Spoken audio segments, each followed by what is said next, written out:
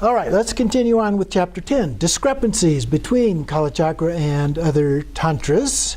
So there are a few things in here. So we're looking at the discrepancies in terms of channels, winds, and drops.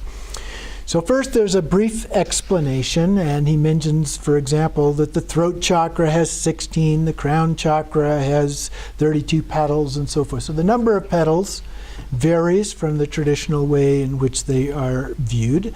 There are also 6 chakras instead of 4 chakras as a part of that. There are inconsistencies on page 196, second paragraph, inconsistencies of the winds. And it goes through some of those. It says that the 10 winds are similar. However, the locations and the guardians, the Buddhas, of the 5 root winds, the Vajra Garland explanatory tantra says, so here's the quotation, the life-sustaining wind abides at the heart, born from the family of Akshobhya. The downwardly expelling dwelling in the secret area is born from Ratnasambhava, in the throat Amitabha, the navel Amugasiti, every limb Virachana. Doesn't mention the crown, which is kind of interesting. And so we have these guardians, which are not customary in other chakras, other tantras as well. And then furthermore, the life-sustaining wind, this is the last paragraph on this page, then before that last quote. Furthermore, the life-sustaining wind dwelling at the heart is also explained as being of two kinds, coarse and subtle. The coarse wind brings about inhalation and exhalation at the nostrils.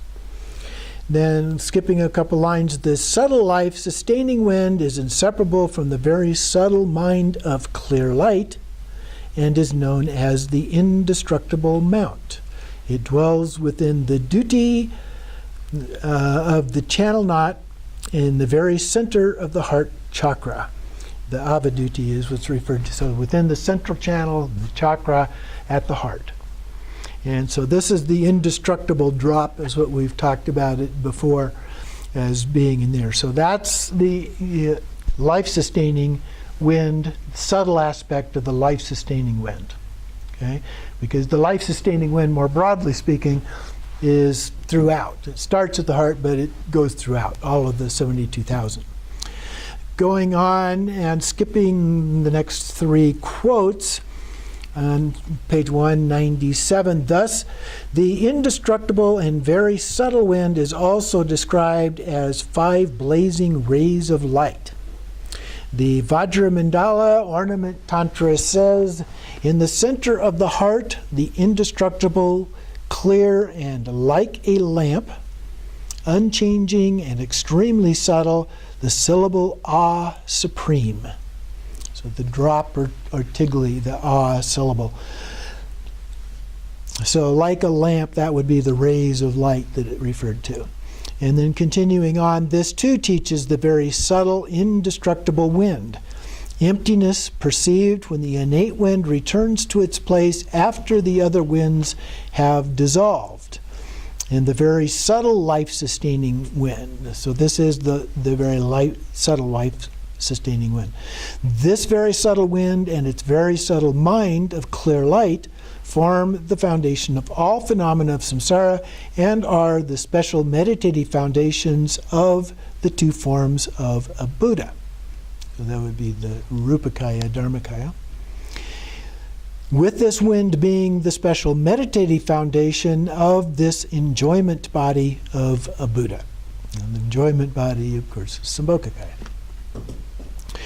And then continuing on into the next paragraph, the great commentary says that the mind of clear light is the foundation of all phenomena of samsara and nirvana, but does not even mention the very subtle wind. Furthermore, the main seat of the wind is said to be at the heart channel petals, which is at variance with the locations of the 4 winds, as taught in the other tantras. So got an inconsistency here. The guardians coincide with the life-sustaining and coexisting winds, but the upward moving as belonging to Ratnasambhava and downwardly expelling belonging to Vajrasattva, penetrating belonging to Amitabha and not Vairocana. Therefore, there is some discrepancy concerning the guardians of the winds. And then, concerning which nostril the winds pass through and their colors, from the Vajra Garland explanatory tantra, the 5 Buddha families arise from the nostrils flowing upon the 5 winds, constantly active within the body. And then skipping a verse, then we have from the right, we have the lotus protector, Amitabha. From the left, we have the activity protector, Amoghasiddhi. From both, we have the jewel protector, Ratnasambhava. Then we have the gently flowing, and that's Vajra protector, Akshobhya or Vajrasattva. And then we have all the elements together with Vairocana. And then in meditative equipoise, constant recitation of these 4 mandalas, constantly day and night. So then, in the first paragraph there under the quotation on page 199, we have the 5 winds of the 5 Buddhas flow through the nostrils. And then down at the next paragraph, the great commentary speaks of the 5 sustaining wind being of the element of space and green in color.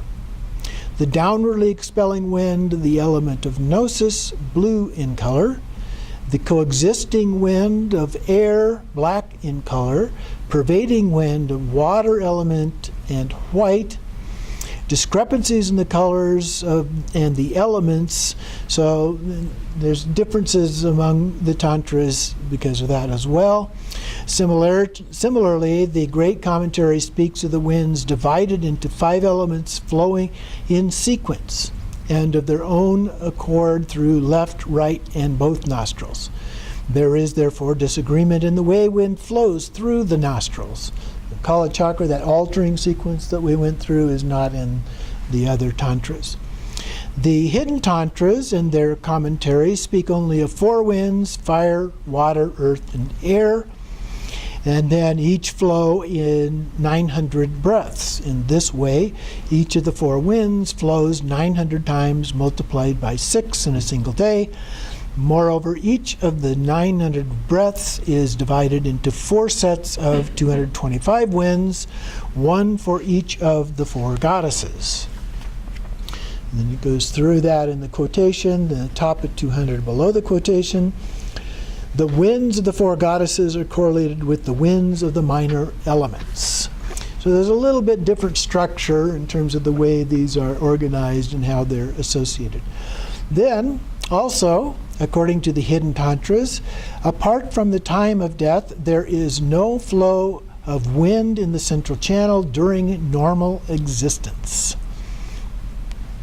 So the central channel has no winds, whereas in Kalachakra, it had that small number of winds that gets subtracted from the 1800 each time and so forth.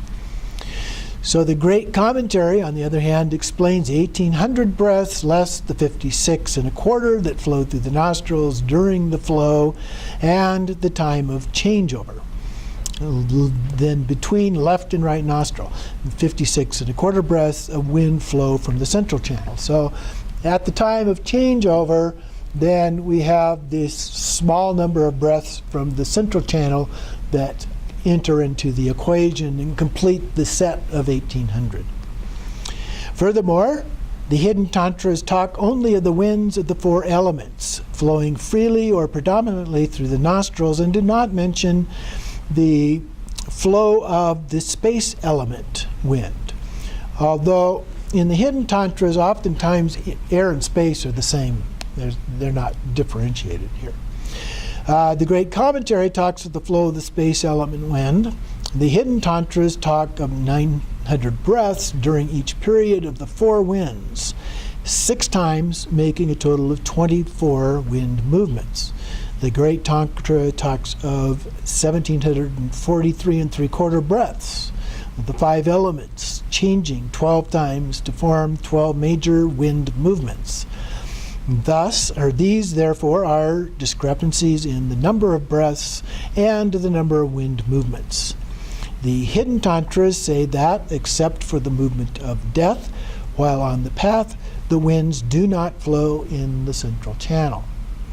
Now, when we bring the winds in the completion stage practices, in the normal tantras, when we bring the winds into the central channel, there actually is some movement as we bring them in, depending on where it is. If it's at the navel, you're right at the entrance there, so there's very little movement there. But sometimes in different ones it gets moved to the heart, or it gets moved to the crown, less likely at the throat, but usually one of those others.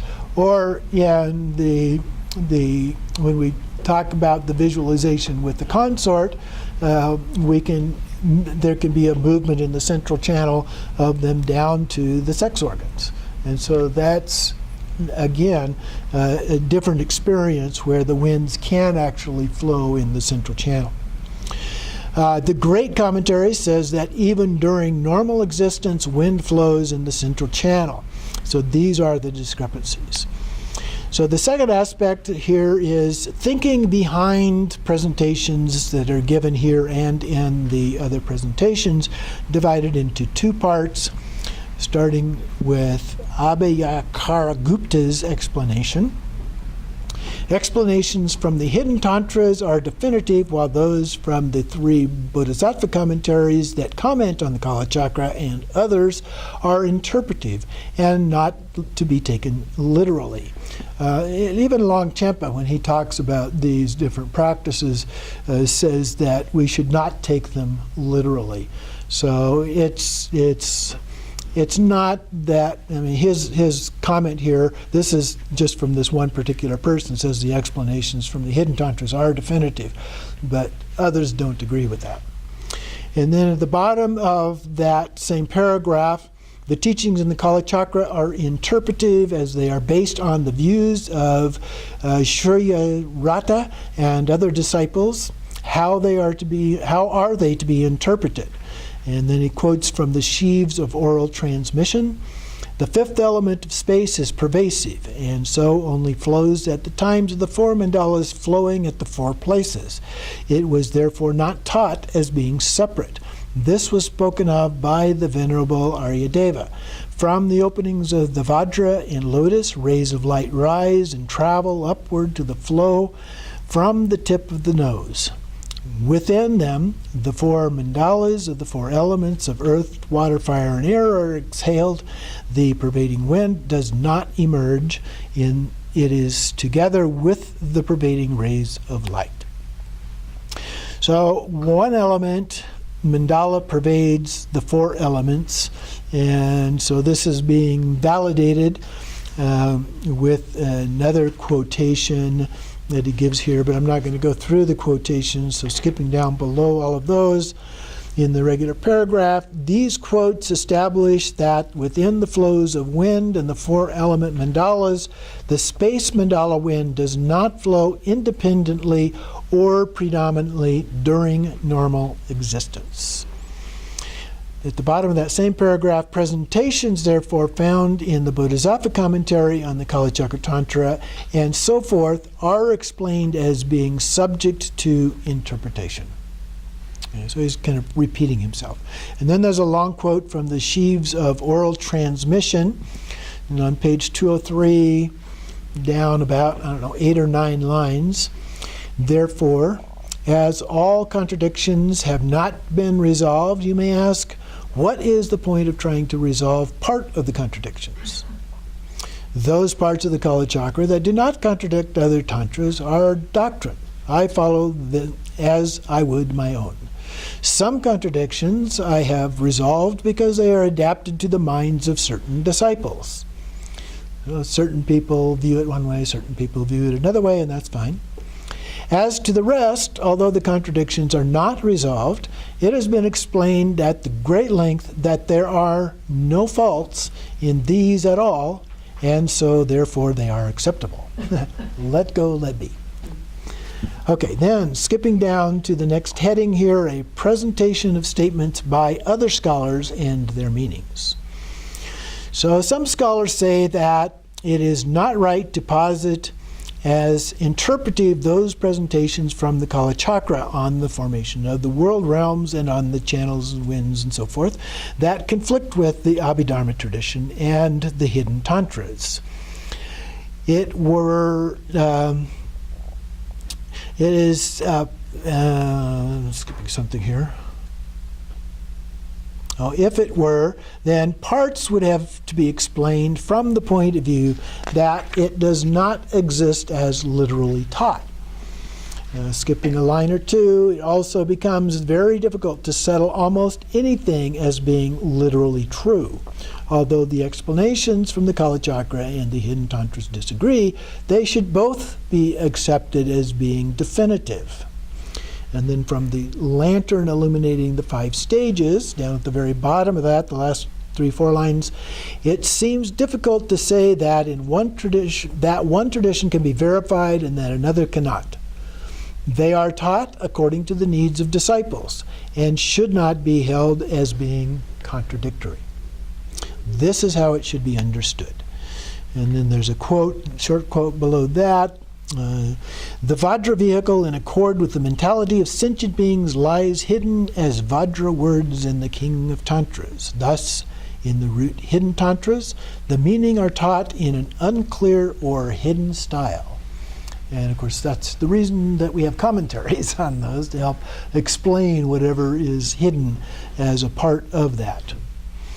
Then on page 205, below the quote, going down about 4 or 5 lines, how can conflicting presentations be taken literally? In the 2 types of tantras, the presentations on normal existence channels, winds, and so forth, and the practices of the paths of generation and completion are taught differently. And this is because they were taught on the basis of the primary intended disciples of each tantra. So they are taken literally in the context of that particular group of disciples. There are, therefore, 2 distinct presentations: Abhidharma tradition and other tantras versus Kalachakra. So then, going on to page 206.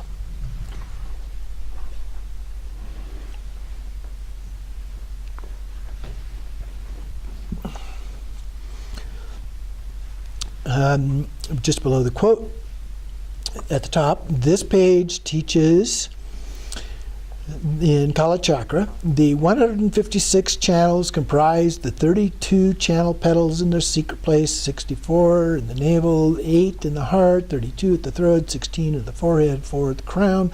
These are visualized as 156 lotus-seated gods and goddesses. So in each of the chakras, each of the petals, we have all of these deities. And then we meditate upon them. Likewise, in the 3 upper channels, to the left, right, and middle, plus the 3 lower channels of fluid, excrement, and urine, are visualized and meditated upon as the 6 families. This generation stage practice ripens the continuum of the meditation of the 6-branched yoga of the completion stage, which penetrates the channels, winds, and drops, and brings the yogi to ultimate happiness.